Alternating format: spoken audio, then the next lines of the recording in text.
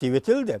Nimişki munqariz qilindi. Nimişki yo'qitildi. Sol qo'ying hurmatli vatandoshim. Xo'sh, shundaqkan. Tashqi Mong'oliyani mustaqillik erishtirish sani yo'q, lekin shu vaqtdagi Tashqi Mong'oliyaning boshlig'i Siddim Balni Nimişki Moskvaga chaqirmading.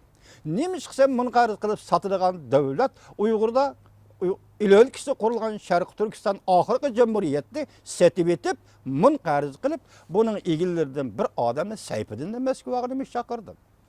1990-yılı 6-ayda tömür davam etki ak kostüm keygizip bu kişinin Moskvaga gelip badın. Şu vakitte 89-yılı 5. ayının oldun kaptisida Rusya hükümeti bayanat ilan kılıp 1939-yılı Germaniya ile Rusya oturup tüzülgen şartnamını bekar kıldı.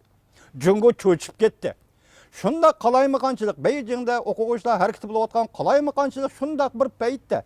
Rusya çünkü münasebeti yamallaşıp getip, hiç kaçan münasebet ornatmagan bir peyitde. Dün Xiaoping nime kıldı, Gorbachev'ni çakırıp Beijing'e elip geldi. İstinladı boz gerek 5. ayının 15. günü.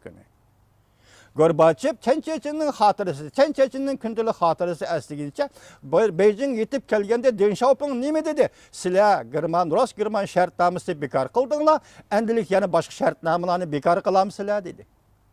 Yani Deng Xiaoping nime dedi? Sizler bizim ziminimizi besip aldınlar. Bir Şincan beraberinde bir ziminimizi besip aldınlar, biz ulan talep kılmadık. Bu bir mutahemlik idi. Mutahemning felsefesi, mutahemning mantaksiydi. O digellik biz sizler besip algan ziminimizi talep kılmayımız, Şincan doğrusu tüzülgen şartnamını bekar kılmağına digellik idi. Mesela 1945 yılı 2. ayda 8. ayının 14. tüzülgen Moskva şartnaması, 1950 yılı 2. ayının 14. tüzülgen 2. katım tüzülgen Moskva şartnaması, yana koşkanda 1937. yılı tüzülgen Mahpi şartnama, yana koşkanda 1948. yılı tüzülgen Rus bilen Xitay oturisi harbiy şartnamız hemmisi Uyg'uristonda setishiydi.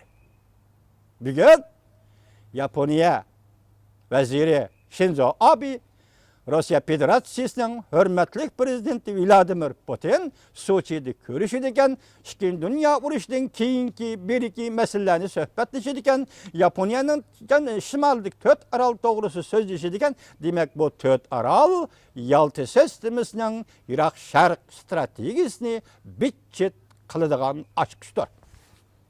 Tebriklaymiz muşu vaziyet yaratkan Obama hükümeti. Çünkü 2014-2012'den başlayıp Prezident Obama hükümeti Yaponiyanı azat kılıverdi. 3. ayının 29. günü Yaponiya bexatarlik kanunu maqul.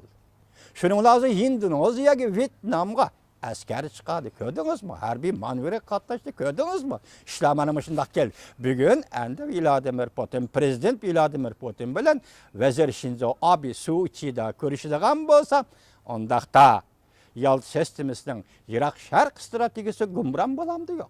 Tabriklayman vatandoshim. Sizni tabriklayman. Allah shu kunlarni ko'rishga nasib qilsin.